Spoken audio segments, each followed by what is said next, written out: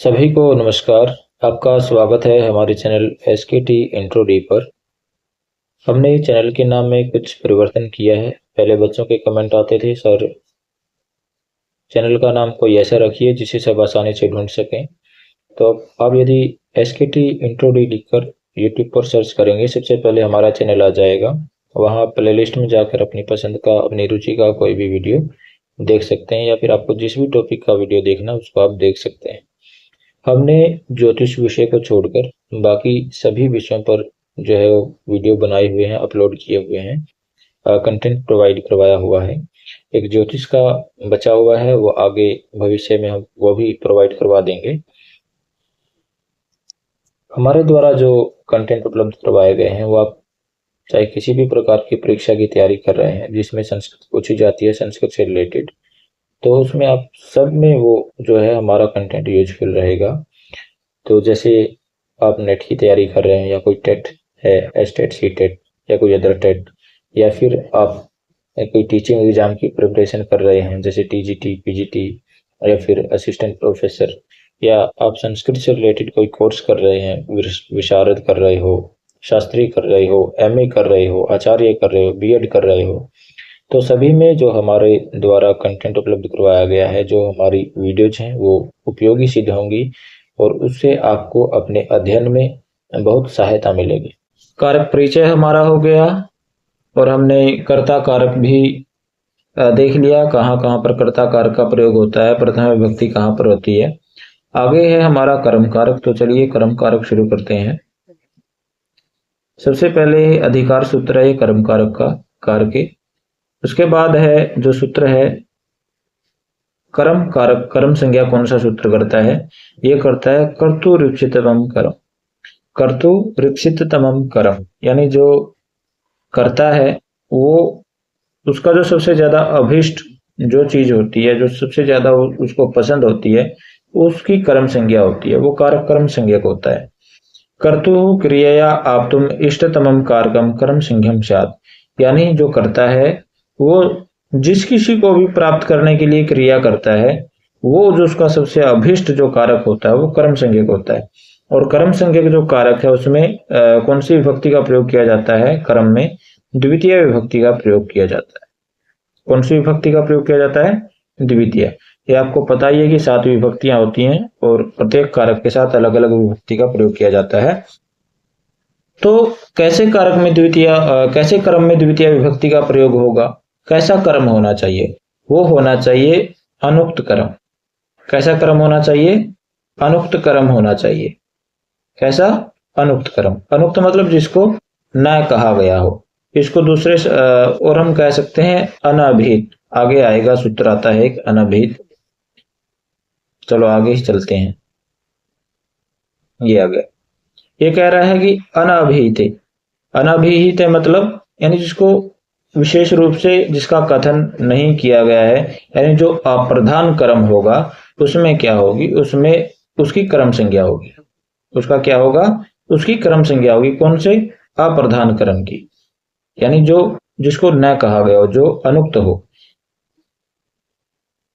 अच्छा, इसकी चर्चा भी हमने पहले की थी कि उक्त और अनुक्त का मतलब क्या होता है। यदि कर्ता उक्त हो जाएगा, यदि कर्ता उक्त होगा तो इसमें प्रथमा विभक्ति होगी, ठीक है। और यदि कर्ता अनुक्त होगा तो इसमें तृतीय विभक्ति हो जाती है, ये चला जाता है करण कारक। और यदि कर्म उक्त हो जाएगा तो कर्म जो है वो प्रथमा विभक्ति में आएगा, और यदि कर्म अनुक्त रहेगा तो वो द्वितीय विभक्ति में चला जाएगा, उसमें द्वितीय विभक्ति का प्रयोग होगा। आप इसको कैसे समझ सकते हैं? आप मान लीजिए, मान क्या लें, आप को पता ही होगा 3 प्रकार के वाक्य होते हैं। कितने प्रकार के वाक्य होते हैं? 3 प्रकार के। उसमें जो पहला वाक्य होता है वो होता है कर्तृवाच्य। वाच्य मतलब कथन को कहने का भाव। कोई किसी प्रकार से किसी बात को बोलता है, कोई किसी प्रकार से बोलता है, उनका मतलब होता है एक ही, लेकिन कहने का तरीका थोड़ा अलग होता है। तो उस हिसाब से वाच्य बनाए हैं। तो पहला है कर्तृवाच्य, दूसरा है कर्मवाच्य, और तीसरा है भाववाच्य। कौन सा है? भाववाच्य। कर्तृवाच्य यानी जो कर्ता को कहता हो, कर्ता जिसमें मुख्य हो, प्रधान हो, वो कर्तृवाच्य होता है। तो यहाँ पर क्या होगा, यहाँ कर्ता में प्रथमा विभक्ति का प्रयोग होगा, कर्म में द्वितीय का प्रयोग होगा, क्रिया कर्ता के अनुसार आएगी, यानी कर्ता में प्रथमा है तो क्रिया में भी प्रथमा का प्रयोग होगा। यह है कर्तृवाच्य। कर्मवाच्य, कर्मवाच्य यानी जहां कर्म को मुख्य रूप से बताया गया हो। तो जब कर्म को मुख्य रूप से कहा गया हो वहां पर कर्म क्या हो जाता है, वहां पर कर्म जो है वो उक्त हो जाता है। क्या हो जाता है? उक्त हो जाता है। यहाँ पर कर्म क्या है? अनुक्त है, क्योंकि इसकी प्रधानता नहीं है। लेकिन कर्मवाच्य में क्या हो जाता है? कर्म उक्त हो जाता है, इसकी प्रधानता हो जाती है। तो जब प्रधानता हो जाएगी तब क्या होगा, तब कर्म में प्रथमा विभक्ति होगी, क्रिया फिर कर्म के अनुसार ही लगेगी। और जो कर्ता है ये यहाँ पर उक्त था, ये प्रधान था, लेकिन जब कर्मवाच्य होगा तो वहां पर ये अप्रधान हो जाता है, वहां पर ये मुख्य नहीं रहता, ये अनुक्त हो जाता है। तो वहां पर जो कर्ता है वो तृतीय विभक्ति में प्रयोग किया जाता है। इतनी बात समझे। और भाववाच्य क्या होता है? भाववाच्य में कर्ता तो होता है लेकिन वहां उसकी प्रधानता नहीं होती, वहां क्रिया की ही प्रधानता होती है बस। तो क्रिया की प्रधानता होने से जो कर्ता है वो भी प्रधान नहीं है, और कर्मवाच्य का तो लगभग अभाव ही रहता है भाववाच्य में। इसलिए जो है यहाँ पर 3-1 का नियम लगता है, यानी कर्ता कारक आएगा तो उसमें तृतीय विभक्ति का प्रयोग होगा और बाकी क्रिया में प्रथमा विभक्ति के हिसाब से क्रिया प्रयोग होगी। तो ये मुझे आशा आपको समझ में आया होगा कि उक्त क्या होता है और अनुक्त क्या होता है। अच्छा, तो आगे क्या कहता है? आगे कर्मणि द्वितीय, यानी जिसकी हम कर्म संज्ञा कर रहे हैं, जिसकी कर्म संज्ञा हुई है, अप्रधान कर्म जो है उसकी कर्म संज्ञा होती है, तो उसमें द्वितीय विभक्ति का प्रयोग होगा। ये सूत्र विधान करता है। अनुक्ते कर्मणि द्वितीय स्यात्, यानी जो अनुक्त कर्म है उसमें द्वितीय का प्रयोग होगा। जैसे ऊपर उदाहरण था, माणवकः माणवकः पंथानं पृच्छति, पंथानं पृच्छति। बच्चा जब वो रास्ते को पूछता है तो बच्चा क्या क्रिया कर रहा है? पूछने की क्रिया कर रहा है। और वो क्रिया किसके लिए है? उसको अभिष्ट क्या है? वो क्या पूछना चाहता है? तो क्या, वो रास्ता पूछना चाहता है, यानी उसको रास्ता जानना ही सबसे ज्यादा अभिष्ट है, इष्टतमम है। इसलिए इसकी क्या हुई? इसकी कर्म संज्ञा हुई। किस सूत्र से? कर्तुरीप्सिततमम कर्म से। और फिर ये अप्रधान है यहाँ पर, इसलिए ये क्या होगा? ये कर्मणि द्वितीय सूत्र से यहाँ पर द्वितीय विभक्ति का प्रयोग होगा। देखिए, द्वितीय विभक्ति का विधान जो है वो दूसरा सूत्र करता है, कर्मणि द्वितीय, और जो संज्ञा करता है कर्म संज्ञा वो दूसरा सूत्र करता है, उसका नाम है कर्तुरीप्सिततमम कर्म। हमने पहले जो देखा है। यहां तक मुझे लगता है कि आपको समझ में आ गया होगा, तो आगे चलते हैं। हाँ, ये हमने पहले चर्चा कर ली कि अभिहिते तो कर्मणि प्रातिपदिकार्थ मात्रे इति प्रथमा एव, यानी जब अभिहित यानी उक्त, जब कर्म उक्त हो जाता है तो उसमें प्रातिपदिकार्थ मात्र में प्रथमा विभक्ति का ही प्रयोग होता है। जैसे इसने उदाहरण दिया है। और जो उक्त कहाँ पर होता है? तिंग प्रत्यय जहां पर आया हो, कृत प्रत्यय जहां पर आया हो, तद्धित प्रत्यय जहां पर आया हो, और समास में। तो इन 4 जगहों पर जो कर्म है वो उक्त हो जाता है और वहां पर प्रथमा विभक्ति का प्रयोग किया जाता है प्रातिपदिक अर्थ मात्र में। जैसे तिंग का उदाहरण दिया है, हरि ही सेव्यते, हरि की सेवा की जाती है। लेकिन जब हम इसको सामान्य इसका वाक्य देखेंगे तो क्या होगा? लक्ष्मी ही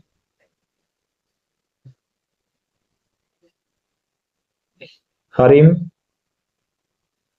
लक्ष्मी ही हरिम सेवती, सेवते। ये हरिम सेवते यहाँ पर जो है अनुक्त कर्म है, कर्म को मुख्य रूप से कहा नहीं गया है। लेकिन जब यहाँ सेव धातु के साथ तिंग प्रत्यय लग गया तो सेव्यते बना, तो वहां पर यहाँ कर्म उक्त हो जाता है। तो इसमें हरिम की जगह हरि हो जाता है। लक्ष्म्या हरि ही सेव्यते, यानी लक्ष्मी के द्वारा हरि की सेवा की जाती है, या लक्ष्मी हरि की सेवा करती है। आगे कृत प्रत्यय का भी ऐसा ही उदाहरण दिया है, लक्ष्म्या सेविता, यहाँ भी हरि आना चाहिए था बीच में, हरि ही और लिख दो तो क्या होगा? लक्ष्म्या हरि ही सेविता, यानी लक्ष्मी ने हरि की सेवा की। अगर इसका हम कर्तृवाच्य देखते तो क्या बनता, लक्ष्मी हरिम सेवितवती, ऐसा भी बन सकता था। तद्धित वाक्य में क्या होगा, शतेन क्रीता सत्य, यानी 100 रुपए में खरीदा गया सत्य, इसको बोलेंगे, इसको हम अश्व भी कह सकते हैं, ठीक है। सत्य अश्व यानी 100 रुपए से खरीदा गया, तो यहां पर भी जो है कर्म, कर्म कैसे होगा, इसका कर्तृवाच्य में क्या बनेगा, जैसे अश्वः अश्वम शतम क्रीतवत, 100 रुपए ने घोड़े को खरीद लिया, ठीक है, ये वाक्य बनेगा। तो 100 रुपए ने घोड़े को खरीद लिया, यहां पर अश्वम क्या होगा, अश्वम ये कर्म संज्ञा हुई, लेकिन अगर हम बोले कि 100 रुपए के द्वारा घोड़ा खरीदा गया, तो यहां पर घोड़े को मुख्य रूप से कह दिया गया है, तो इसलिए यहां पर शतेन शतेन अश्वः क्रीता होगा, सत्य बन जाएगा।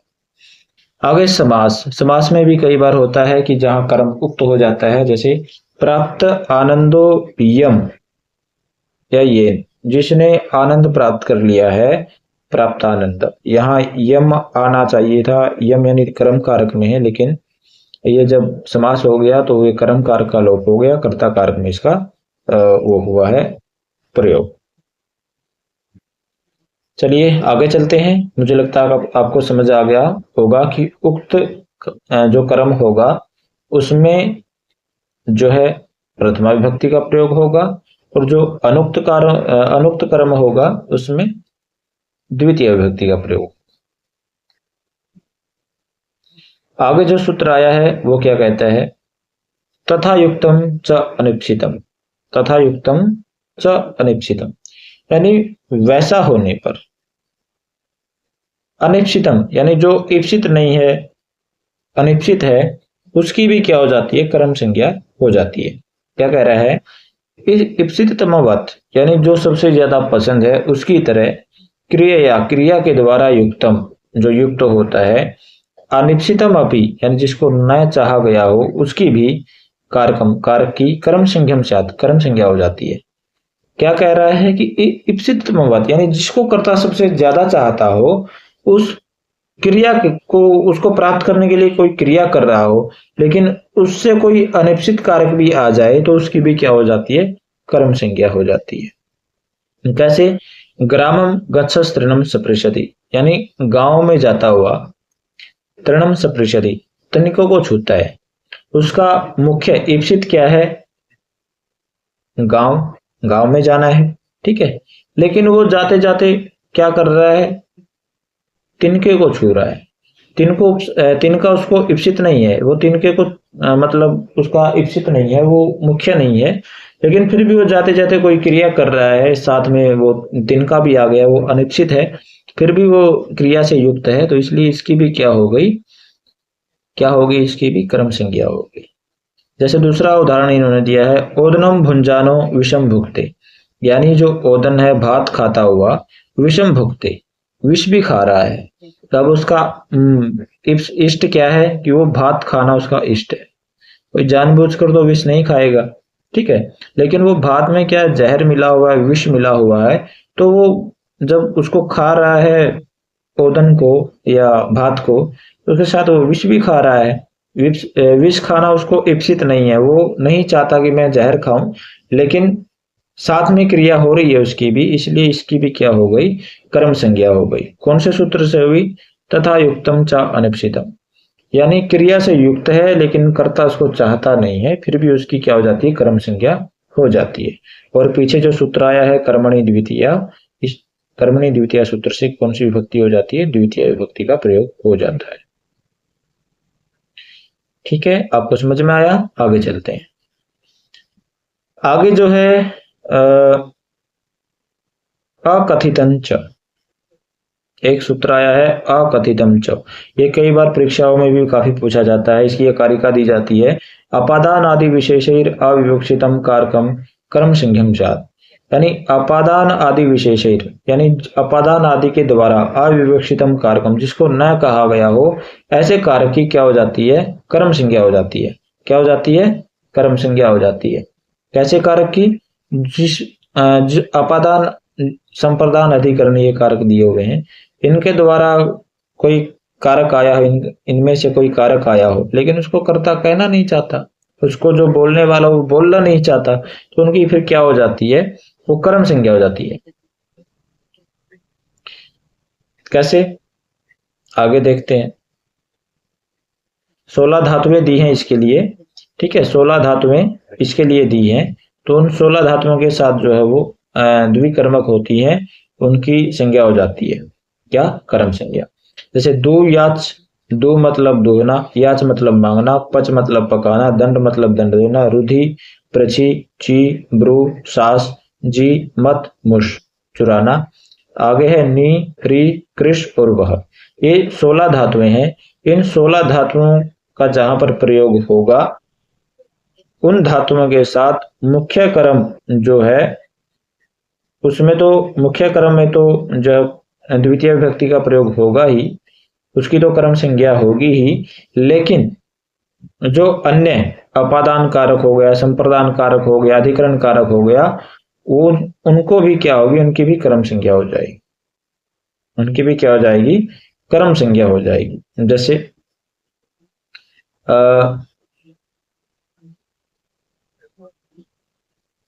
उदाहरण दिया है, गाम दोग्धी पय, गाम दोग्धी पय, यानी गाय से दूध निकालता है।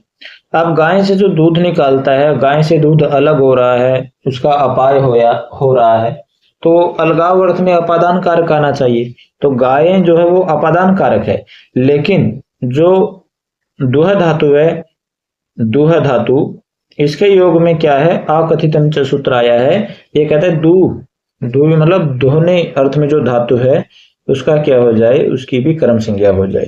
तो किसको दुहा जा रहा है? ये गाय को दुहा जा रहा है, ये अपादान कारक है, लेकिन ये कहता है कि भाई उसके अपादान संज्ञा मत करो, इसकी कर्म संज्ञा ही कर दो। ठीक है, कर्म संज्ञा कर दी तो कर्मणि द्वितीय सूत्र ने द्वितीय कर दी।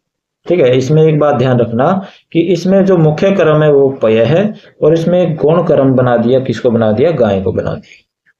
यानी जो अपादान और संप्रदान और अधिकरण ये कारक हैं, ये गौण संज्ञा में आएंगे, जो जहां पर इनकी कर्म संज्ञा होगी।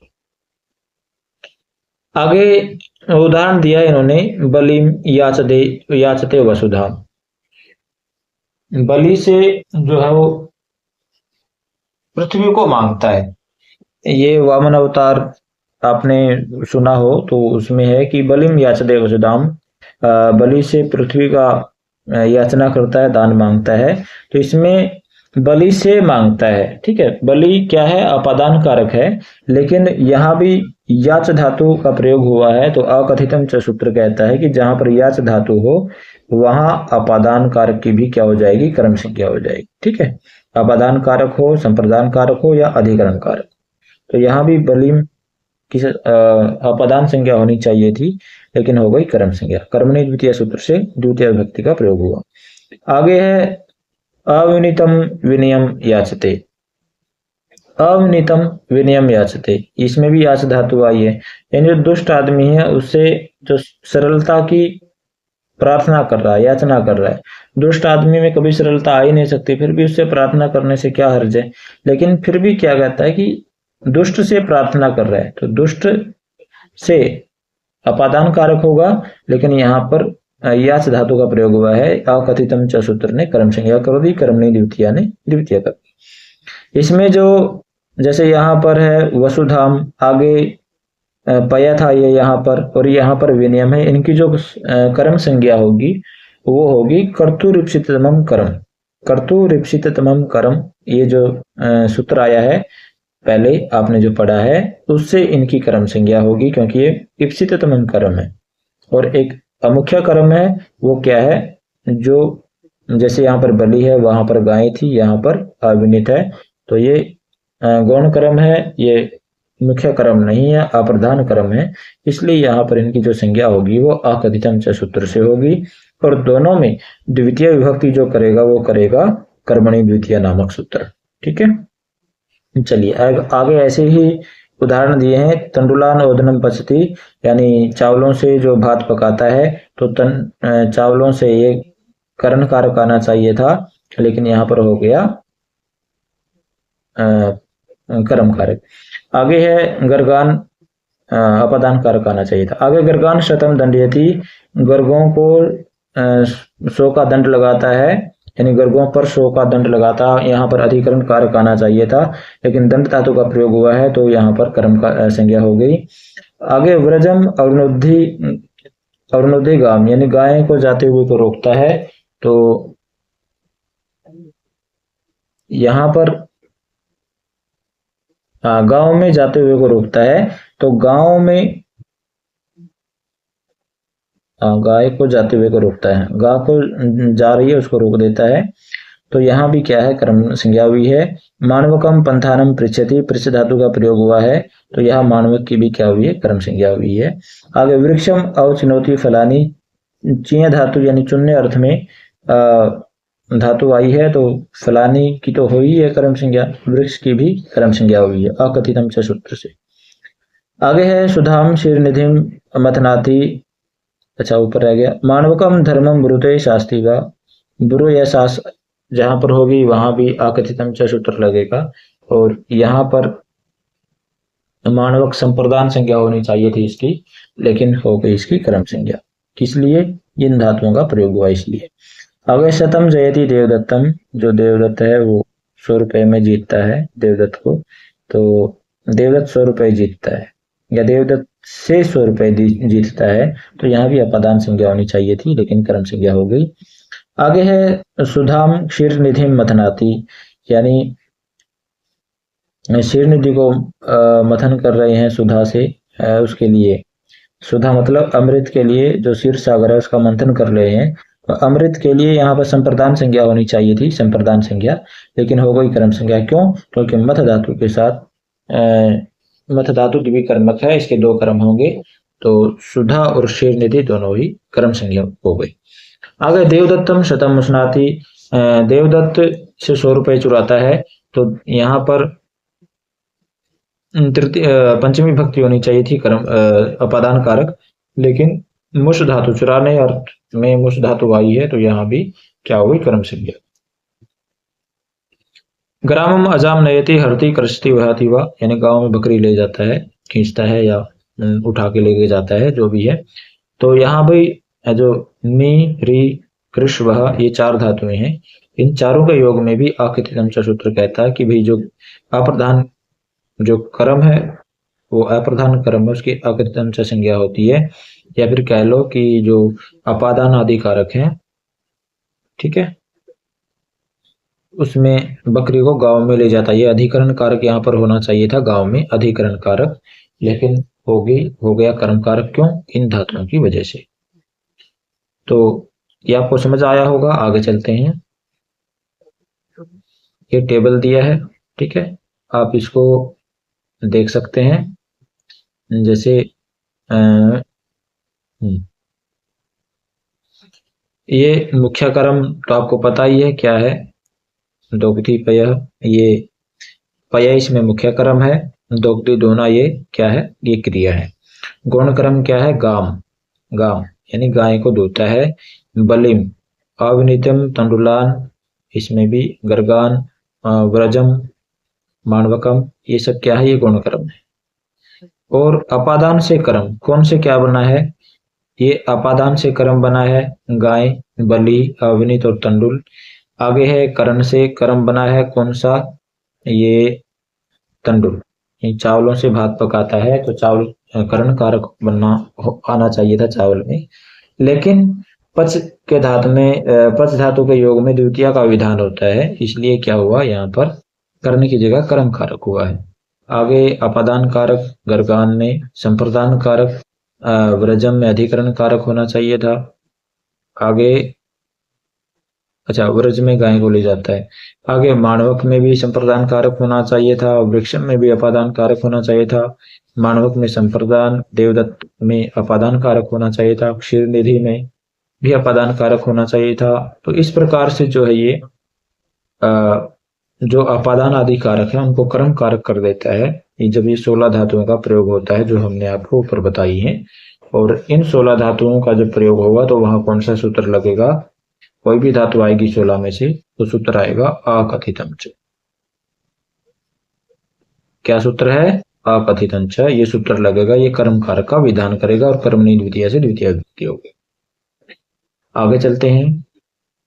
अच्छा, आगे क्या कहता है? आगे ये कहता है कि अर्थ निबंधने यम संज्ञा, यानी जो ये संज्ञा हमने की है कर्म संज्ञा, जो 16 धातुओं के योग से होती है, 16 धातुएं जो आती हैं द्विकर्मक, जब ये 16 धातुओं में से कोई धातु आए तो उसमें अकथितम च सूत्र लगता है। लेकिन ये क्या कहता है कि अर्थ निबंधने यम संज्ञा, यानी अर्थ निबंधना, इससे अर्थ का मतलब बंधन होता है। कहते हैं क्या कहना चाहता है, जैसे हम उदाहरण से देखते हैं। बलिम भिक्षते वसुधाम, बलि से पृथ्वी को मांगता है। हमने ऊपर पढ़ा था कि याच धातु होती है मांगने अर्थ में, ठीक है। मांगने अर्थ में याच धातु का प्रयोग होता है। तो याच के योग में जो है वो जो अपादान कारक है वो उसकी भी कर्म संज्ञा हो जाती है। तो यहाँ पर क्या है, भिक्ष, भिक्ष का मतलब भी मांगना होता है। यानी जो 16 धातुएं ऊपर दी है उनके अर्थ वाली यदि कोई और धातु भी होगी तो उसकी भी क्या होगी, कर्म संज्ञा होगी। वो जिसके साथ लगी होगी और वहां कोई अपादान कारक या कोई कर्म कारक, अपादान कारक या करण कारक या अधिकरण कारक या संप्रदान कारक आएगा तो उसकी भी क्या होगी, कर्म संज्ञा हो जाएगी। ये इसका कहने का मतलब है, ठीक है। जैसे यहाँ पर भिक्ष धातु आई है, याच तो नहीं आई, लेकिन फिर भी क्या हो गई, बलि, यहाँ अपादान कारक आना चाहिए था बलि में, लेकिन इसकी क्या हो गई, कर्म संज्ञा हो गई। कौन से सूत्र से होगी? होगी उसी सूत्र से, अकथितम च सूत्र से। और द्वितीय विभक्ति कौन सी उससे होगी, कर्मणि द्वितीय सूत्र से। आगे है मानवकम धर्मम भाषते अभिधत्ते वक्ति इत्यादि। वक्ति का मतलब भी कहना होता है, वक्ति, वक्ति मतलब कहता है, अभिधत्ते कहता है, भाषते का मतलब भी कहता है। तो इन सब का मतलब एक ही मतलब है। तो वहां ब्रू धातु आई थी, ब्रू मतलब कहने अर्थ, ठीक है। तो इनका भी वही अर्थ है, तो यहाँ भी इनके साथ भी वही सूत्र लगेगा और वही कर्म संज्ञा करेगा। आगे चलते हैं, मुझे आशा है आपको समझ आया होगा। तो आगे चलते हैं। चलिए आगे क्या कहता है, अकर्मक धातु बिर योगे, यानी जिस जो धातु अकर्मक है उनके योग में देश देशवाची, कालः कालवाची, भाव भाववाची यानी क्रियावाची, गंतव्यो और मार्गवाची, अधवा अधवा मतलब रास्ता, जो मार्गवाची रास्ता है, उन कर्म संज्ञा की वाचन उनकी जो क्या होती है, कर्म संज्ञा होती है। यानी कोई अकर्मक धातु आ जाए और उसके साथ कोई देशवाची शब्द हो, कालवाची कोई शब्द हो, कोई क्रिया हो या फिर कोई रास्ता हो, तो इनमें क्या होती है, इसमें इनकी कर्म संज्ञा हो जाती है। कौन से सूत्र से? ये जो सूत्र है इससे। आकर्मक धातु योगे देशा काला भाव गंतव्य अधवा च कर्म संज्ञा वाच्य, इससे। जैसे कुरून सौपीति, यहाँ कुरून जो आया वो कुरु देश के लिए आया है, तो देशवाची ये शब्द है, तो इसलिए कुरून में द्वितीय विभक्ति का प्रयोग हुआ। स्वप मतलब सोना, ये आकर्मक धातु है, तो आकर्मक धातु के साथ ये देशवाची शब्द आया है, तो इसमें कर्म संज्ञा हुई इसकी। कौन से सूत्र से? ये जो आपको ऊपर दिया इसी सूत्र से। तो क्या होगा, कुरून सोपीति, कुरु देश में सोता है। मासम आस्ते, मास भर रहता है, तो ये कालवाची है, मास महीना कालवाची है, तो आस मतलब ये भी अकर्मक धातु है, 1 महीने तक बैठता है। आगे है गोदोहम आस्ते, गोदोहम यानी गाय दुहने तक बैठता है। ये क्या है, ये भाव, भाव कैसे है, क्योंकि क्रिया हुई है, गाय को धोने की क्रिया हो रही है, तो उस समय तक ये बैठता है, इसलिए क्या है ये, यहाँ भी अकर्मक क्रिया है आस्ते। तो गोदोहम, गाय गाय धोने की जो क्रिया हो रही है, इसमें क्या होगी, कर्म संज्ञा हुई इसकी। आगे क्रोशम आस्ते, कोष भर बैठता है। कोष ये क्या है, मार्गवाची शब्द है, तो यहाँ भी क्या हुई, इस सूत्र से क्रोश की जो वो कर्म संज्ञा हुई, यानी कोष भर जाता है बीच बीच में बैठकर।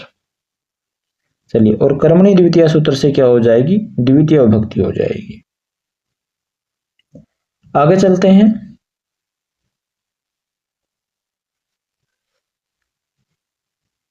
आगे आगे है हमारा क्या है, हाँ, आगे सूत्र आया है, ये कई बार परीक्षा में भी आया है ये सूत्र। तो ये क्या कहता है ये देखते हैं। गति बुद्धि प्रत्यवसानार्थ शब्द कर्म अकर्म का नामानी कर्ता सरणव।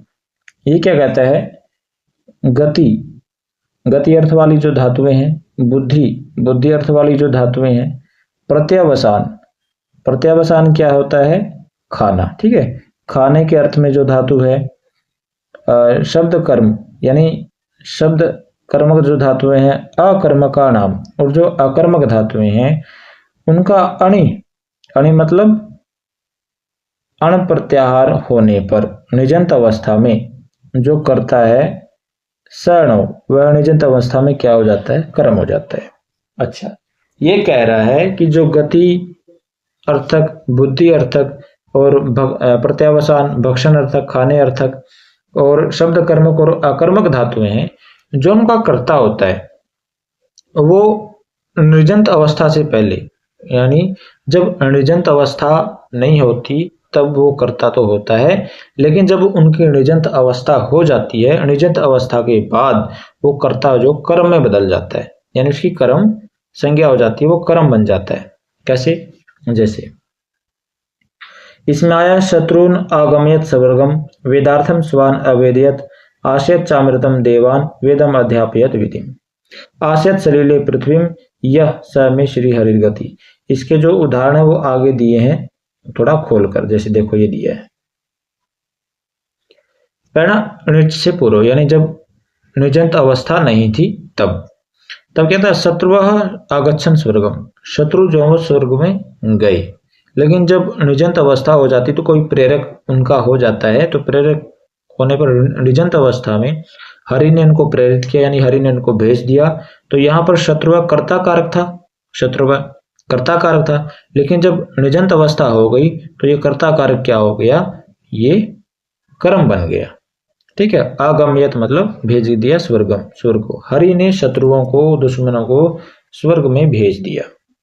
अब यहां पर क्या है, ये गत्यर्थक धातु, गम मतलब जाना, जाना क्या होता, गति करना, ठीक है, ये गत्यर्थक धातु है। तो ये सूत्र ने क्या किया, गति बुद्धि शब्द कर्म अकर्म का नाम अणि कर्ता सरणव, ये सूत्र ने क्या किया, इसने इसकी कर्ता की कर्म संज्ञा कर दी। ठीक है, आगे क्या कहता है, आगे वेदार्थम सवे अविदु, यानी वेद के अर्थ को अपनों को समझाया। ठीक है, वेद के अर्थ को अपनों को समझाया। यहां वेदार्थम क्या है, कर्ता कारक है, ठीक है, लेकिन और सवे, वेदार्थम कर्ता कारक नहीं है, वेदार्थम है कर्म कारक, और सवे क्या है, ये कर्ता कारक है, यानी अपनों ने वेदार्थ को समझाया। लेकिन जब ये निर्जंत अवस्था में आ गए तब हरि ने वेद के अर्थ को अपनों को समझाया, ये अर्थ होगा। यहां पर बुद्धि अर्थ वाली धातु है अविदु, समझाना, विद धातु समझाने अर्थ में, बुद्धि अर्थक धातु है, तो इसलिए यहाँ पर इसकी भी कर्ता की जो स्वे ये करता है, इसकी क्या होगी, स्वान बन गया, कर्म संज्ञा हो गई। तो इसलिए ये बना वेदार्थम स्वान अवेद्यत, हरि ही वेदार्थम स्वान अवेद्यत, प्रेरक कौन है, हरि। आगे है आशनन चामृतम देवा, देवताओं ने अमृत खाया या पिया, जो भी है, देवताओं ने अमृत खाया। तब कर्ता कौन है यहाँ पर, देवता, यह है निर्जंत अवस्था से पहले। तब जब निर्जंत अवस्था के बाद प्रेरक कौन है, हरि, तो हरि ने इनको प्रेरित किया या इनको खिलाया, तब क्या होगा, आशयत चामृतम देवा, यानी हरि ने देवताओं को क्या खिलाया, अमृत खिलाया या पिलाया।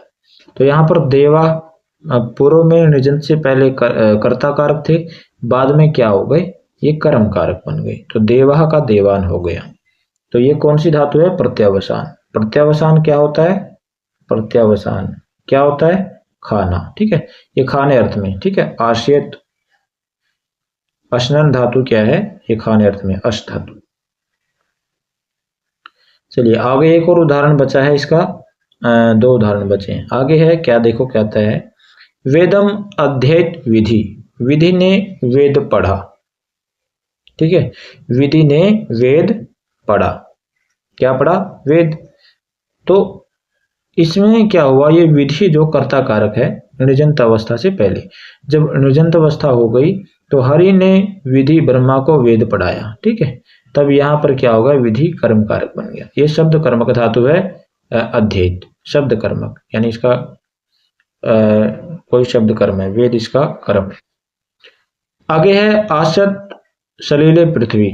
आसत, जल में पृथ्वी बैठी है, जल में पृथ्वी टिकी हुई है, रखी हुई है। तो यहाँ का कर्ता कारक कौन है, पृथ्वी। अकर्मक धातु है आस, बैठना टिकना, तो अकर्मक धातु है ये। तो यहाँ पर जो कर्ता कारक है निर्जंत अवस्था से पहले पृथ्वी, वो बाद में निर्जंत अवस्था होने के बाद आश्रित बन गया और पृथ्वी यानी जो कर्ता कारक था वो कर्म कारक बन गया। यहाँ पर जो कैसी धातु है, अकर्मक धातु है। कैसी धातु है ये, अकर्मक। चलिए, आशा आपको समझ में आ रहा होगा, तो आगे चलते हैं।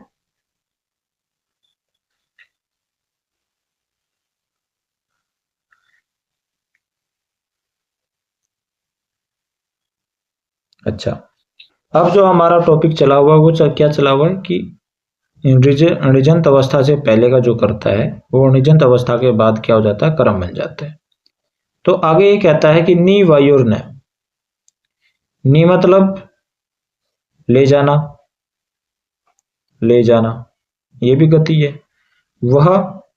वह मतलब ढोना, तो ये भी गति है।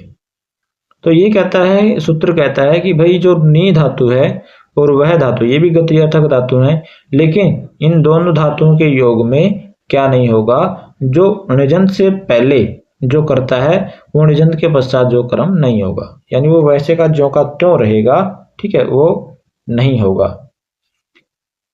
तो क्या कहता है, नायति वायति व भारम भृत्येन।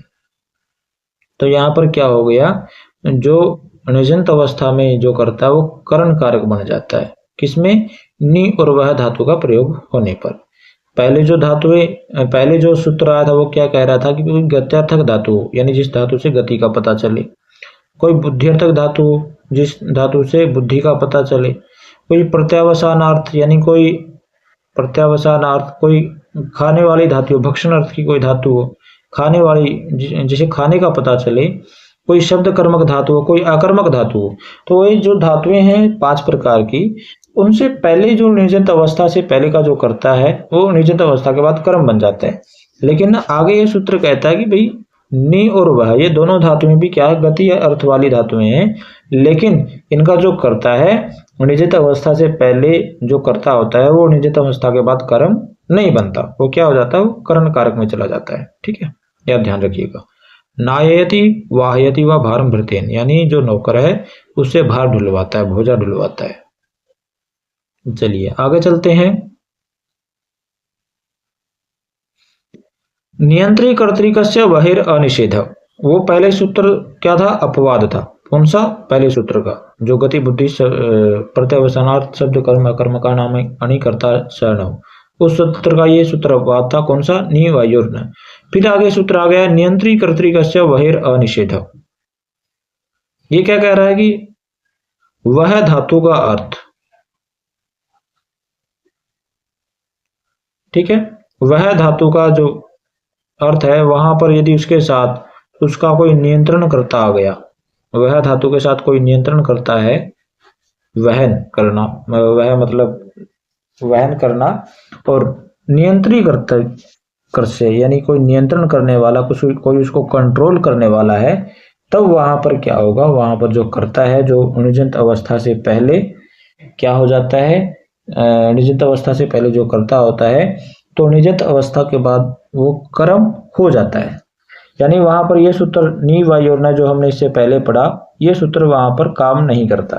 ठीक है, ये सूत्र यही कहता है कि यदि वहां वह धातु का यदि कंट्रोल करने वाला कोई साथ में है तो वो कर्ता कर्म बन जाता है निजंत अवस्था के बाद।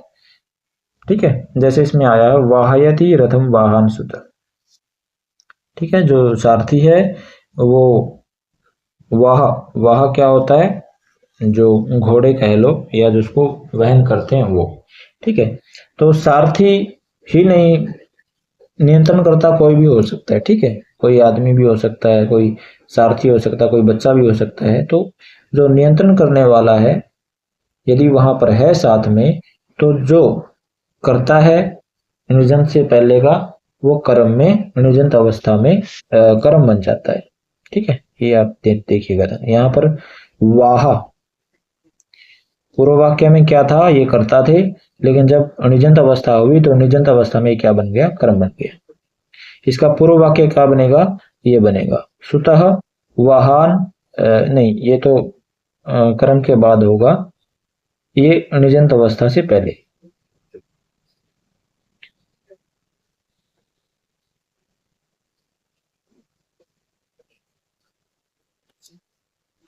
चलिए, निजंत अवस्था से पहले नहीं है, वाह रथम वहंती, ये बनेगा वाह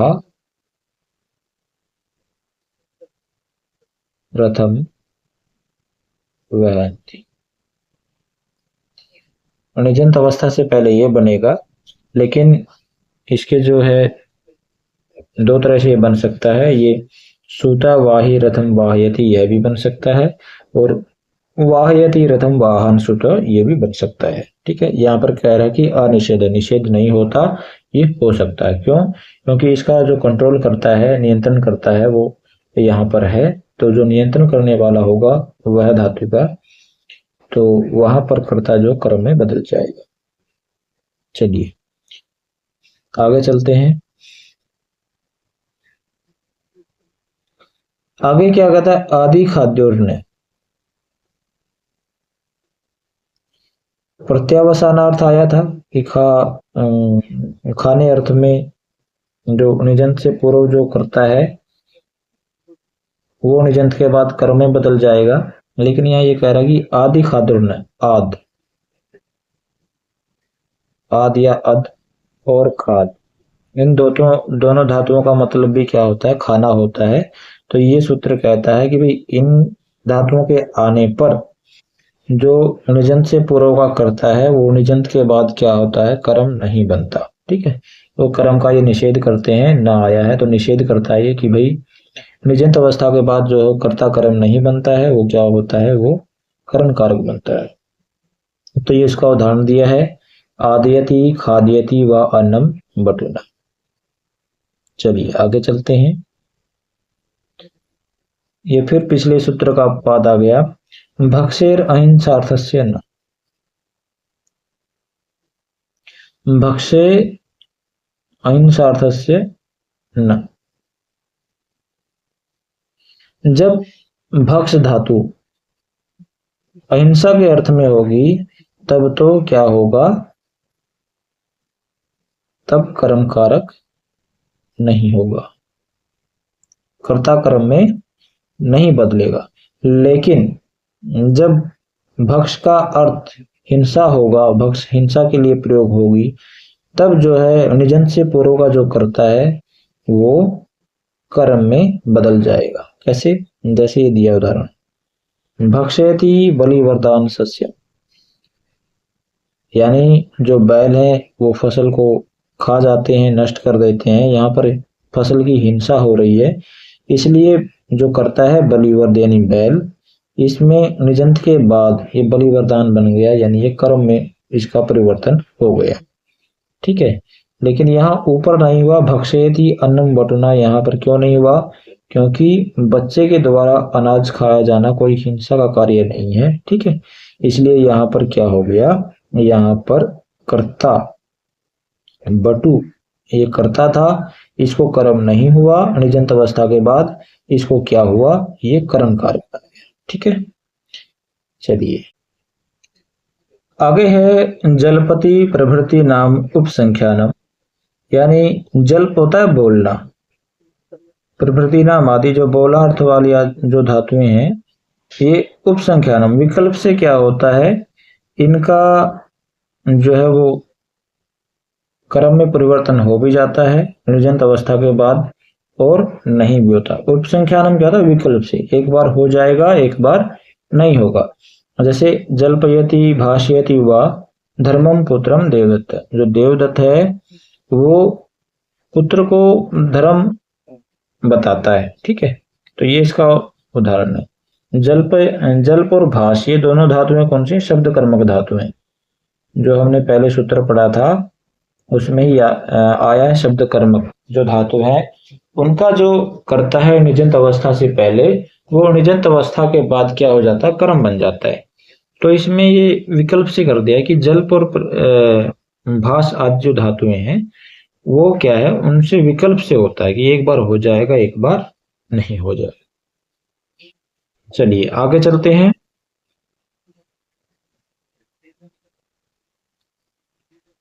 आगे सूत्र आया है दृशेश्च। दृश्य मतलब देखना। ये किस में आती है? बुद्धि अर्थक धातुओं में इसकी गणना की जाती है। देखने से किसी चीज का ज्ञान हो जाता है। तो कहता है कि दृशेश्च और दृश्य धातु के प्रयोग से दर्शयति हरिम भक्तान, यानी हरि को भक्तों को दिखाते हैं। तो इससे क्या होगा? इसमें भी क्या हो जाएगा? इसका जो कर्ता है, कर्ता, वो निजंत अवस्था के बाद किस में बदल जाएगा? कर्म में बदल जाएगा। किसमें? कर्म में बदल जाएगा। पहले क्या होगा? भक्ता हरिम पश्यन्ति, ये इसका बनेगा कर्तृवाच्य में, निजंत अवस्था से पहले। भक्ता हरिम पश्यन्ति। अब प्रेरक कोई और है तो क्या, जब निजंत अवस्था हो जाती है तो प्रेरक कोई और बन जाता है। तो यहाँ पर क्या हुआ? हरि को, ये तो था ही पहले कर्म, लेकिन भक्त क्या था? करता थे ये। यहाँ पर भी इनको क्या हो गया? कर्म हो गया। क्यों हो गया? दृश्य धातु का जो समावेश है, उसका जो गणना है वो बुद्ध्यर्थक धातु में की जाती है। तो सूत्र में आया है कि गति बुद्धि प्रत्यावसानार्थ शब्द कर्म आकर्मकाणामणि कर्ता से अड़ाऊ। उस सूत्र से क्या हो गया? जो अनिजंत अवस्था का करता था वो निजंत अवस्था में कर्म बन गया। चलिए आगे चलते हैं।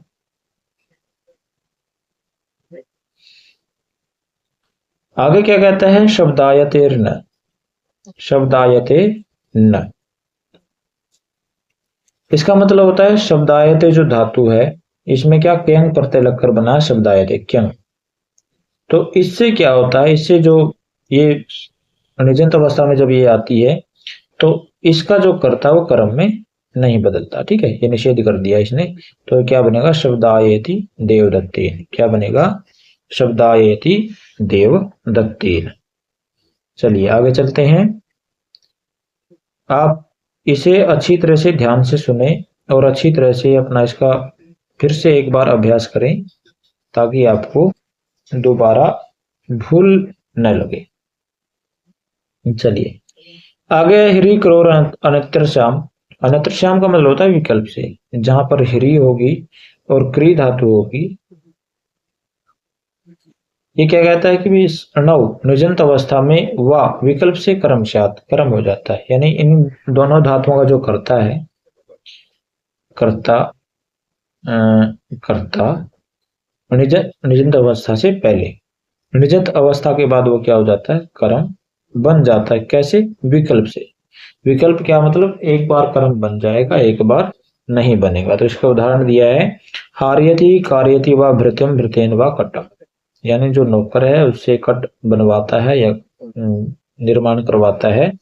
तो यहाँ पर देखो भृत्य नौकर काम कर रहा है तो ये करता था निजंत अवस्था में, लेकिन अनिजंत अवस्था में ये करता था। निजंत अवस्था में क्या हुआ? इसको विकल्प से क्या हो गया? कर्म बन गया। विकल्प से कर्म बना तो भृत्यम बना, और जब विकल्प से नहीं बनता है तो क्या होगा? करण कार्य बन जाएगा, साधन के रूप में इसका प्रयोग होगा तो भृत्यन बनेगा। तो ये हरि करो अन्यत्र साम सूत्र कहता है कि जहां हरि धातु और क्री धातु है, इनका जो करता है निजंत अवस्था से पहले का, वो निजंत अवस्था में कर्म बन जाता है विकल्प से, ठीक है। चलिए आगे चलते हैं। आगे क्या कहता है? अभिवादी दृश्य और आत्मने पदे वायति वाच्य। क्या है कि अभी पहले लगा हो और फिर उसके बाद वद धातु हो, प्लस में अभी प्लस वद हो, और फिर क्या हो? दृश्य धातु। ये क्या कहता है, आत्मनेपदे, यानी जब आत्मनेपद में इनका प्रयोग होगा तब विकल्प से क्या होगा, कर्म बन जाएगा इनका कर्ता। ठीक है, या क्या कह रहे हैं कि जब अभिपूर्वक वद धातु का प्रयोग हुआ हो और दृश्य धातु का प्रयोग हुआ हो, और जब ये कर्ता है इनके जो निजंत अवस्था से पहले के जो कर्ता है, जब इनकी निजंत अवस्था हो जाएगी और निजंत अवस्था में जो प्रयोग होगा वो आत्मनेपद में होगा, तब ही इनके जो कर्ता वो कर्म बनेंगे। ठीक है, और वो भी कैसे, विकल्प से। वाह का मतलब भी अनेत्र श्याम होता है, उपसंख्यानम होता है, तो विकल्प से बनेंगे, एक बार बनेंगे एक बार नहीं बनेंगे। तो यहाँ अभिवादयते दर्शयते देवम भक्तम भक्तेन वा, देखो यहाँ पर भक्तम और भक्तेन दो रूप बने हैं, यानी ये जो भक्त है निजंत अवस्था से पहले करता था, लेकिन बाद में निजंत अवस्था के बाद ये कर्म भी बना और करण भी। कौन से सूत्र से, अभिवादित दृश्यो आत्मनेपदे वायते वाच्यम। द्वितीय भक्ति कौन सा सूत्र करेगा, कर्मणि द्वितीय सूत्र, द्वितीय भक्ति करेगा, ये ध्यान रखिएगा। चलिए आगे क्या कहता है कि अधिसिंह स्थासाम कर्म, अधिसिंह स्थासाम कर्म, ये क्या कहता है, अभी अधि उपसर्ग आगे लगा हो। ठीक है, अधि उपसर्ग के साथ शी धातु आई हो सोनार्थ में, या फिर स्था धातु का प्रयोग किया हो। ठीक है, या फिर आस धातु का प्रयोग किया हो, तो जो इनका आधार होगा, आधार जो भी होगा उसकी क्या हो जाएगी, कर्म संज्ञा हो जाएगी। ठीक है, जैसे उदाहरण इन्होंने दिया है, अधिशेते अधितिष्ठति अध्यासते वा वैकुंठम हरि, यानी जो हरि है वो वैकुंठ में निवास करते हैं। अब आपने ये देखा कि यहाँ पर सबके आगे अधि लगा हुआ है, क्या लगा है, अधि लगा हुआ है, इसलिए वैकुंठ क्या है, ये आधार है। ठीक है, आधार है, लेकिन इसकी संज्ञा कौन सी हुई, कर्म संज्ञा हो गई। ठीक है, अधिसिंह स्थासाम कर्म सूत्र से इसकी कर्म संज्ञा हुई, कर्मणि द्वितीय सूत्र से द्वितीय विभक्ति हो गई। यदि यहाँ पर अधि नहीं लगा होता, शेते शेते आता, तब यहाँ वैकुंठ की जगह वैकुंठे बनता। क्या बनता, वैकुंठे। यहाँ भी अधि नहीं लगा होता, यहाँ भी अधि नहीं लगा होता, तो क्या था, वैकुंठे हरि ही आस्ते तिष्ठति या शेते। ठीक है, ये बनता, लेकिन अधि उपसर्ग लगने से क्या हो गया, इनकी कर्म संज्ञा हो गई और कर्मणि द्वितीय सूत्र से द्वितीय विभक्ति का प्रयोग हो गया। आगे चलें, आगे जो सूत्र आया है वो क्या है, वो है अभिनिविशेष्य, अभिनिविशेष्य, यानी अभि उपसर्ग आया हो प्लस निउपसर्ग आया हो, किसके साथ, वश धातु के साथ, वश विष धातु के साथ, विष धातु के साथ, यानी जब अभि और नि उपसर्ग के साथ विष धातु का प्रयोग हुआ हो तो इसका जो आधार है उसकी भी क्या होगी, कर्म संज्ञा होगी। जैसे यहाँ पर दिया है उदाहरण, अभिनिविशते सन्मार्गम, यानी अच्छे मार्ग पर चलता है, तो आधार क्या है, अच्छा मार्ग, यहाँ पर सन्मार्गे आना चाहिए था, लेकिन सन्मार्गम आया, क्यों, क्योंकि अभि और नि के साथ विष धातु का प्रयोग हुआ है। हाँ, दोनों आने चाहिए, अभि और नि दोनों आने चाहिए, लेकिन यदि दोनों में से एक भी होगा तो यहाँ कर्म संज्ञा नहीं होगी। ठीक है, फिर सन्मार्गे बनेगा, सन्मार्गे निविशते, यानी अच्छे मार्ग पर चलता है। जब दोनों आएंगे, अभि भी आएगा साथ में, नि भी आएगा, तभी इसके आधार की कर्म संज्ञा होगी, ये आप ध्यान रखिएगा। चलिए आगे चलते हैं, आगे है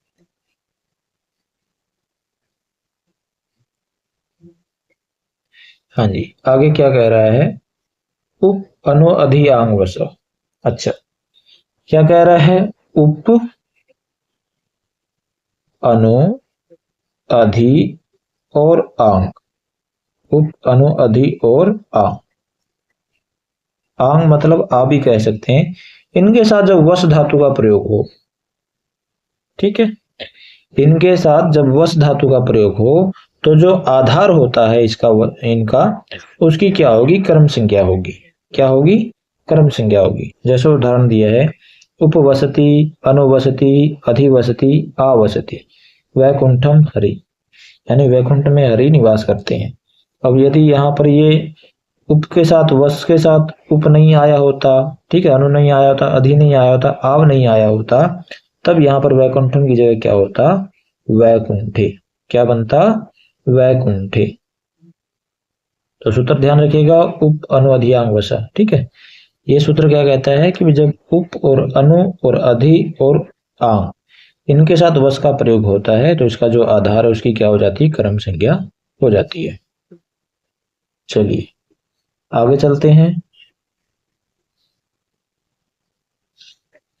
अभुक्तथस्य न, ये कहता है अभुक्ति अर्थ, जहां पर अभुक्ति अर्थ हो, अभुक्ति मतलब न खाना अर्थ हो, उपवास करना अर्थ हो, वहां पर क्या होता है, वहां पर आधार की कर्म संज्ञा न मतलब नहीं होती, वहां आधार की आधार संज्ञा ही होती है। कैसे, जैसे वने उपवसति, वन में निवास करता है, नहीं वन में क्या करता है, उपवास करता है। यदि यहां अर्थ लिया जाए उपवसति मतलब निवास करने अर्थ में, निवास करने अर्थ में यदि लेंगे तो क्या बनेगा, वन बनेगा।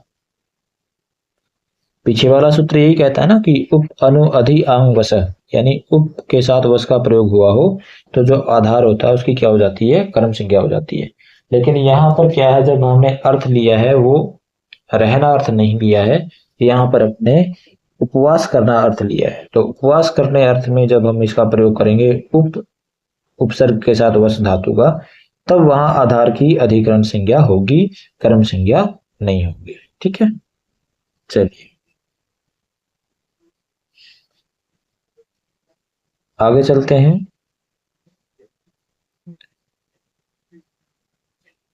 आगे उपपद विभक्ति से संबंधित जो है ये कारिका आई है। क्या कहता है, उपपद विभक्ति कौन सी होती है वो मैं पहले ही आपको बता चुके हैं, फिर भी एक बार दोबारा बता देते हैं। जब किसी शब्द के कारण किसी विशेष विभक्ति का प्रयोग किया जाता है वो उपपद विभक्ति होती है, यानी पद की वजह से आने वाली विभक्ति, तो वो उपपद विभक्ति होती है।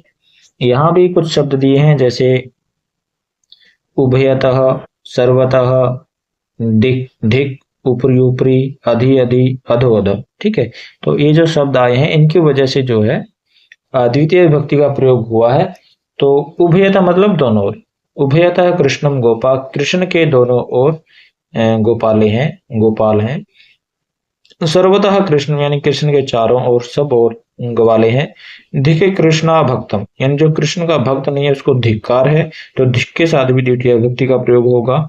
ऊपरी ऊपरी लोकम हरि, यानी संसार के ऊपर क्या है, हरि है। यहाँ आम्रेडित आया है, आम्रेडित क्या होगा कि जहां पर द्विरुक्ति होगी, दो बार किसी शब्द को कहा गया होगा वो आम्रेडित होता है। ठीक है, तो यहाँ ऊपरी ऊपरी दो बार आया है, इसलिए यहाँ पर कर्म संज्ञा हुई है, कर्म कारक का प्रयोग हुआ है। नहीं तो यदि एक बार आता ऊपरी, यदि एक बार ऊपरी आता तो इसमें षष्ठी विभक्ति का प्रयोग होता, यह भी ध्यान रखिएगा। ठीक है, आगे भी ऐसा ही समझिए। अधि अधि यानी दो बार अधि आया है तो यहाँ पर कर्म कारक हुआ है। अधो अधो लोकम, यहाँ भी दो बार आया है तो यहाँ भी कर्म कारक का प्रयोग हुआ है, नहीं तो इसमें षष्ठी विभक्ति का प्रयोग होना चाहिए था। चलिए आगे चलते हैं। आगे क्या कह रहा है कि अभीतः परितः समया निकषा प्रतियोगे अपि। देखा, अभीता, अभीता मतलब सब और, कृष्णम यानी कृष्ण के चारों ओर, परिता मतलब सब और, कृष्ण के सब और। ठीक है, चारों ओर, अभीता दोनों ओर।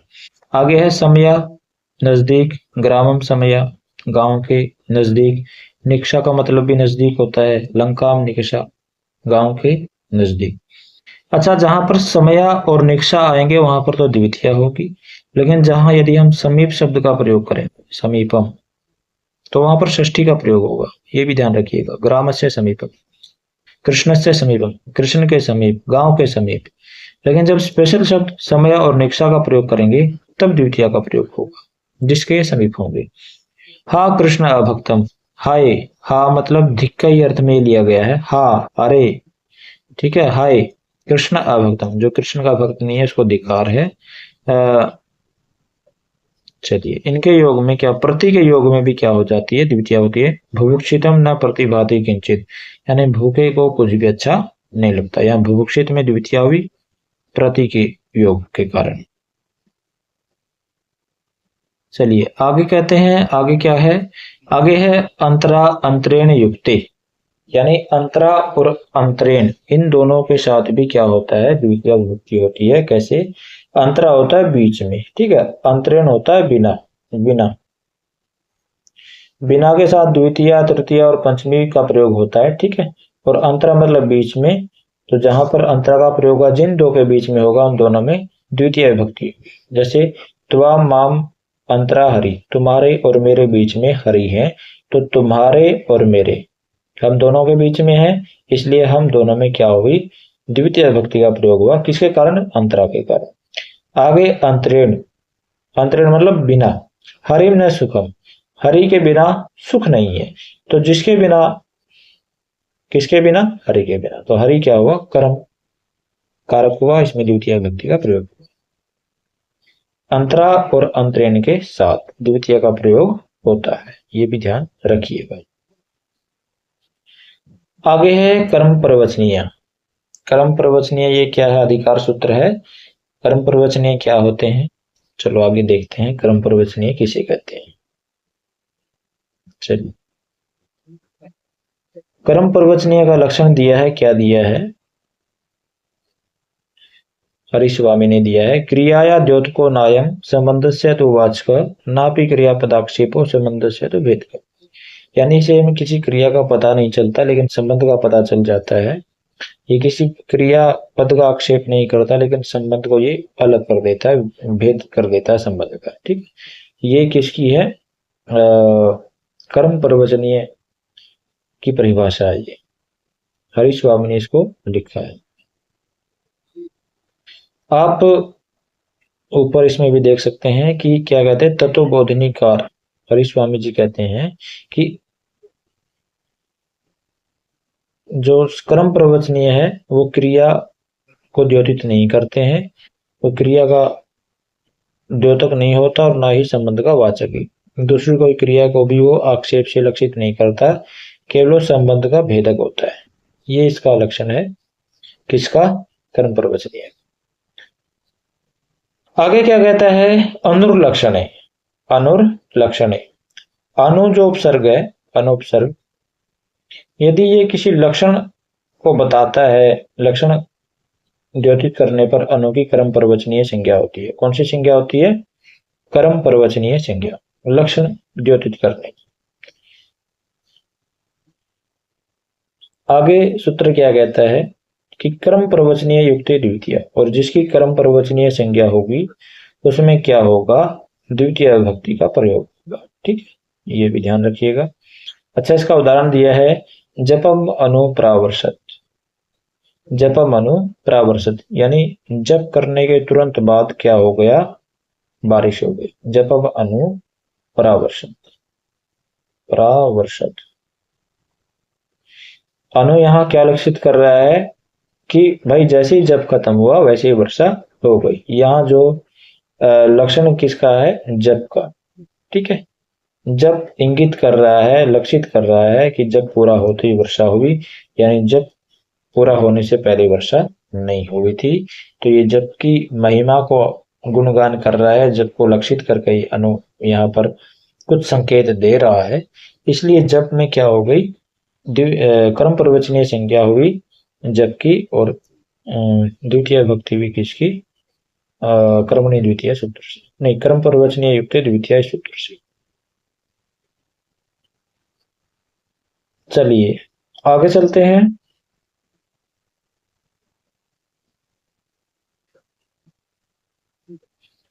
तृतीय अर्थे, ये सूत्र क्या कहता है, वही तृतीय का अर्थ बताने पर भी अनु की जो है कर्म प्रवचनीय संज्ञा होती है। किसकी कर्म संज्ञा होती है, अनु की कर्म प्रवचनीय संज्ञा। कैसे? जैसे नदीम अनु अवसिता सेना, इसको हम तोड़कर लिखेंगे तो क्या बनेगा? नदीम अनु अवसिता सेना, अवसिता सेना। चलो, इसका अर्थ क्या बनेगा कि जो सेना है वो नदी के किनारे पर पड़ी हुई है, या नदी के पड़ाव पर वो रुकी हुई है, नदी के साथ वो रुकी हुई है। तो नदी मनु का मतलब है नदी के साथ। सह युक्त अप्रधान एक सूत्र आता है, वो तृतीय विभक्ति का विधान करता है, यानी जहां पर सह का प्रयोग हुआ हो या सह का लक्षण हमें पता चल रहा हो कि साथ अर्थ आया है, तो वहां तृतीय विभक्ति का प्रयोग होता है। यहाँ पर सह का जो अर्थ है वो अनु बता रहा है, ठीक है।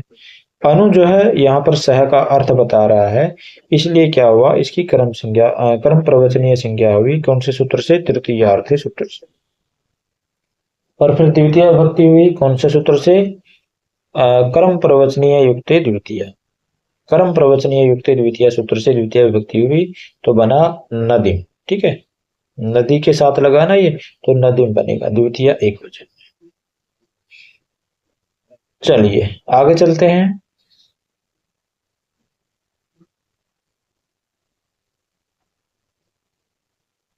आगे कह रहा है हीने। हीन मतलब निकृष्ट, निकृष्ट। हीन मतलब क्या होता है? निकृष्ट। जब अनु निकृष्ट अर्थ को बताए, निकृष्ट अर्थ का ज्ञापन करे, हीनता का ज्ञापन करे, जब हीनता को बताए अनु, तो वहां भी इसकी क्या हो जाती है? क्रम प्रवचनीय संज्ञा होती है। जैसे अनुम हरिम सुरा, जो देवता वो हरि से नीचे है, यानी देवता हरि की अपेक्षा कम सामर्थ्यवान है। तो इसका क्या, ये अनु यहाँ पर क्या कह रहा है? ये हरि से हीनता बता रहा है, किसकी? देवताओं की। हरि से देवताओं की हीनता बता रहा है, तो इसलिए अनु की क्या हुई? कर्म प्रवचनीय संज्ञा हुई। और इसके योग किसके साथ ही आया? हरि के साथ आया। हरि से नीचे हैं देवता, तो हरि से देवताओं की ये हीनता बता रहा है, तो हरि उत्कृष्ट हुआ। तो जो उत्कृष्ट होता है उसमें क्या होगी? कर्म प्रवचनीय संज्ञा होकर द्वितीय विभक्ति हुआ। अनु क्या कर्म प्रवचनीय संज्ञा हुई, और कर्मणि द्वितीय नहीं, कर्म प्रवचनीय युक्त द्वितीय सूत्र से द्वितीय विभक्ति का प्रयोग। अनुहरिम सुरा बना, ठीक है। हरे ही हीना इत्यर्थ, यानी हरि से ये हीन है, हरि से कमजोर है, ये इसका अर्थ यहाँ पर लिया जाता है। चलो आगे क्या कहता है? उपो अधिके च, जब उपसर्ग आए, चा आया है तो इसका मतलब हीनता को बताए और अधिकता को बताए। अधिक का मतलब अधिकता। तो ये कहता है कि जब उपसर्ग आकर हीनता को बताए और अधिकता को बताए, तो इसकी क्या होती है? कर्म प्रवचनीय संज्ञा होती है। लेकिन जब हीनता को बताता है तो इसकी कर्म प्रवचनीय संज्ञा होगी, तो कर्मणि द्वितीय, कर्म प्रवचनीय युक्त द्वितीय, यहां पर द्वितीय का प्रयोग होगा, ठीक है। और अधिकता को यदि बताएगा तो वहां पर सप्तमी विभक्ति का प्रयोग होगा, ये भी ध्यान रखिएगा। तो यहाँ पर क्या कह रहा है? उपहरिम सुरा, यानी जो देवता है वो हरि से निकृष्ट है, देवता हरि से नीचे है, तो यहाँ हीनता को बता रहा उप, इसलिए हरि में यहाँ पर द्वितीय विभक्ति का प्रयोग हुआ। उप की यहाँ पर कर्म प्रवचनीय संज्ञा होगी, और कर्म प्रवचनीय युक्त द्वितीय, यानी जो कर्म प्रवचनीय जो पद है उससे जो युक्त होगा उसमें द्वितीय होगी। तो उप किसके साथ है? हरि के साथ है, तो हरि में द्वितीय विभक्ति का प्रयोग। चलिए आगे चलते हैं। मुझे आशा है कि आपको समझ में आ रहा होगा, और आप इसका एक बार रिवीजन करें या दोबारा से वीडियो देख लें, तब आपको ये पक्का हो जाएगा, फिर आप इसको भूलेंगे नहीं। किसी भी परीक्षा में आप फट से इसका उत्तर, कोई प्रश्न पूछा जाएगा संबंधित कारक से, तो आप फट से इसका जो आंसर वो कर देंगे। आगे है लक्षण इत्थम भूत आख्यान भाग विपसासु प्रति प्रयन। देख ये क्या कह रहा है? प्रति, परि और अनु,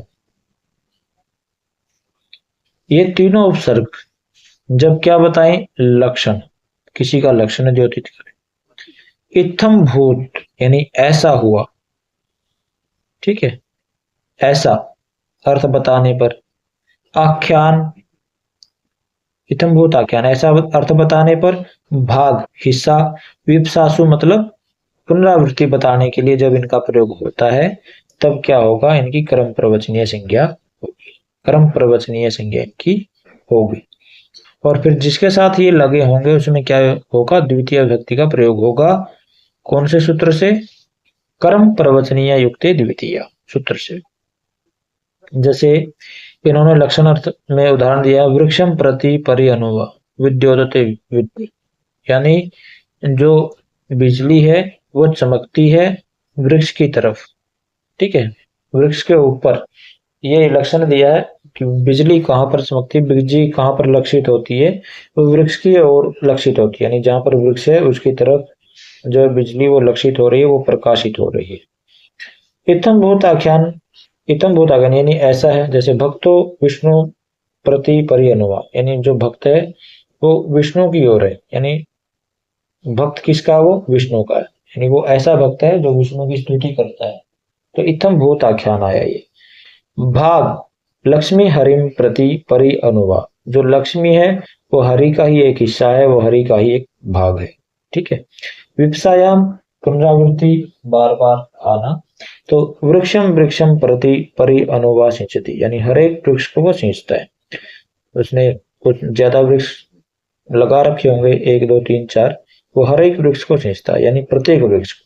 तो यहाँ पर पुनरावृत्ति हो रही है वृक्ष की, इसलिए प्रति परि अनु इनकी क्या हुई, क्रम प्रवचनीय संज्ञा हुई। और फिर जिसके साथ ये लगे हैं, वृक्ष के साथ लगे हैं, तो वृक्ष में क्या हुई, क्रम प्रवचनीय युक्त द्वितीय सूत्र से द्वितीय विभक्ति का प्रयोग हुआ। आगे चलते हैं, चलिए आगे। हाँ, आगे क्या कहता है, अभिर अभागे एक सूत्र आया है। अभी जो उपसर्ग है, इसके दो ऊपर जो अर्थ आए हैं, लक्षण, इत्थम भूताख्यान, भाग, विप्सा, ठीक है, ये 4 अर्थ आए हैं। इन अर्थों में से भाग अर्थ को छोड़कर अभागे, अभागे मतलब अभी प्लस अभागे, अभागे मतलब भाग अर्थ को छोड़कर बाकी सब अर्थों में यदि अभी आ जाए तो क्या होगा, उसकी भी कर्म प्रवचनीय संज्ञा हो जाएगी, ठीक है। और फिर जिसके साथ ये अभी लगा होगा उसका क्या होगा, उसमें द्वितीय विभक्ति का प्रयोग। कौन से सूत्र से, कर्म प्रवचनीय युक्त द्वितीय, ठीक है। जैसे इसमें उदाहरण दिए हैं, हरिम अभिवर्तते, यानी हरि की तरफ, उसका लक्षण कहता है कि वो हरि जैसा है या हरि की तरह है। भक्तो हरिम अभि, जो भक्त है वो हरि की ओर है, यानी हरि का भक्त है, वो भगवान विष्णु का भक्त है, वो महादेव का, इंद्र का भक्त नहीं है, ठीक है। देवम देवम अभिसिंचति, भाग अर्थ छोड़ दिया और विप्सार्थ आ गया सीधा कि देवम देवम अभिसिंचति, यानी प्रत्येक देवता को वो स्तुति करता है, वो प्रत्येक देवता को आरती करता है जो भी है, यानी इसमें पुनरावृत्ति हो रही है अभी के साथ, इसलिए यहाँ पर कर्म कारक का विधान हुआ है। आगे चलते हैं,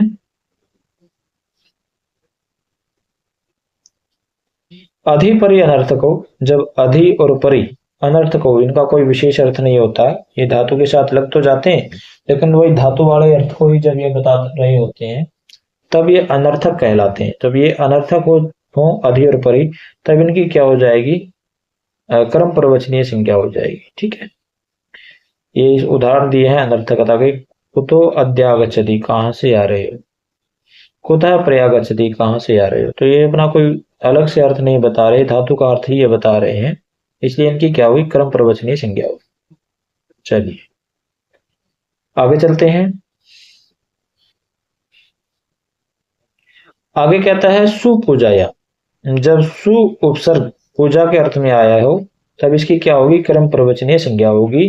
जैसे सुसिक्तम, अच्छे प्रकार से सींचा हुआ या अच्छे प्रकार से सेवा किया हुआ, तो पूजा अर्थ में आया ये, ठीक है। सुस्तुतम, अच्छी प्रकार से स्तुति की हुई, तो जहां पर ये पूजा अर्थ में आता है सु, वहां पर क्या होगी, इसकी कर्म प्रवचनीय संज्ञा होगी। और जिसके साथ ये लगा हो उसमें द्वितीय विभक्ति का प्रयोग होगा, दूसरी विभक्ति उसमें आएगी, कर्म कारक। आगे है अतिरतिकर्मणे च। जब अति है वो अतिक्रमण के अर्थ में आया हो और पूजा में भी आया, ठीक है, च आया है तो पिछले सूत्र से ले लेते हैं एक शब्द।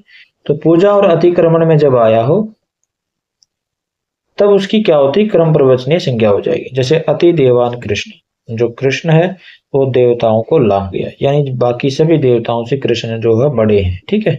तो अति यहाँ पर अतिक्रमण में आए हैं, भगवान श्री कृष्ण जो है बाकी देवताओं का अतिक्रमण कर रहे हैं, या फिर ये कह सकते हैं बाकी देवताओं से जो भगवान कृष्ण है वो ज्यादा पूजनीय है, ठीक है। तो अति लगा देवताओं के साथ, ये देवताओं का अतिक्रमण हो रहा है, देवताओं से ज्यादा पूजनीय है, तो इसीलिए क्या हुआ, देव में कर्म कारक हुआ है, देवान बना है।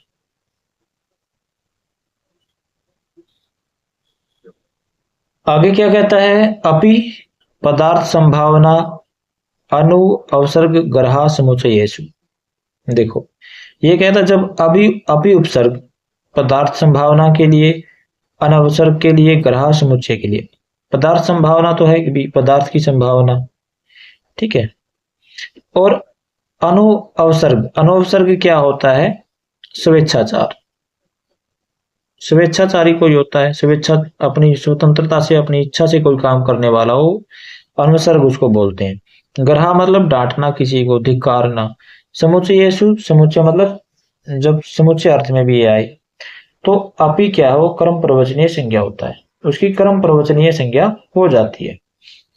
जैसे यहां पर उदाहरण दिया है सर्पिशो अपिस्यात्, यानी कुछ घी की बूंदे भी हो जाएं, ठीक है, यानी कोई खाना खा रहा है उसमें घी की मात्रा नहीं दिख रही, तो इसमें वो बोल देता है कि पदार्थ संभावना, यानी इसमें घी की भी मात्रा होनी चाहिए, घी की बूंदे भी इसमें होनी चाहिए। तो अब ये मतलब संभावना यहाँ द्योतित कर रहा है, यानी घी की संभावना भी यहाँ पर होनी चाहिए, इसलिए इसकी क्या है, कर्म प्रवचनीय संज्ञा भी। ये किसके साथ है, ये सर्पिस यानी घी के साथ है, तो इसकी क्या हुई, कर्म कारक इसमें हुआ, कर्म नहीं द्वितीय, ठीक है। आगे है, ये द्वितीय बहुवचन में बनता है सर्पिश, ये भी ध्यान रखिएगा, कहीं आप ये सोचो कि सर ये तो प्रथमा विभक्ति आई है। चलिए आगे है अनवसर्ग। अनवसर्ग क्या होता है, अनवसर्ग होता है स्वेच्छा से काम कर, तो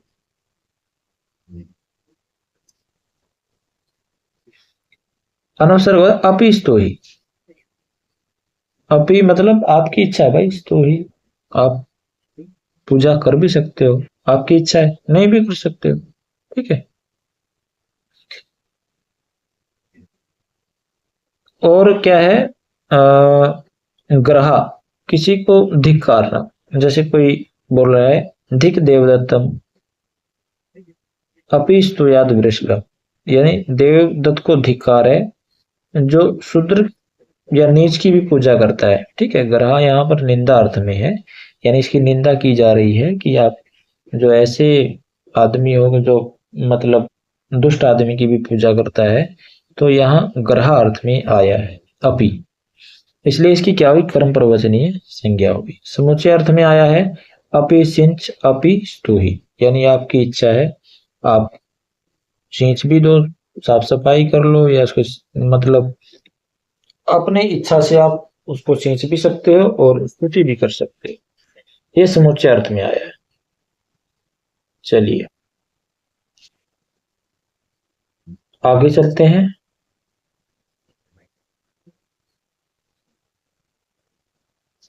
आगे क्या आया है, आगे आया काल, काला धनुर अत्यंत संयोगे। काल मतलब समय, और अध्वन क्या होता है, अध्वन मतलब मार्ग। अत्यंत संयोग, अत्यंत संयोग मतलब बीच में कोई बाधा नहीं होनी चाहिए, जैसे काला और निरंतर चलता रहना चाहिए, अध्वन मार्ग में भी निरंतरता होनी चाहिए, बीच में व्यवधान नहीं आना चाहिए।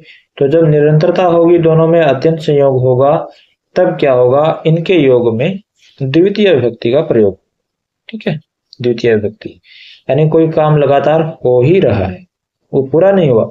जब वो पूरा हो जाएगा तब तृतीय विभक्ति आएगी, लेकिन जब वो काम लगातार चल ही रहा है तब उसमें क्या होगी, द्वितीय विभक्ति का प्रयोग होगा। कैसे?